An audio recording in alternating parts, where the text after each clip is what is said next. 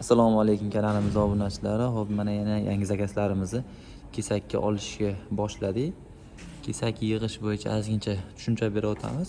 Hop, biz hozir kesakimizga reyki ishlatmasdan 1.6 MDF dan ikkitasini divider qilib bosib 3.2 razmerda chiqadi.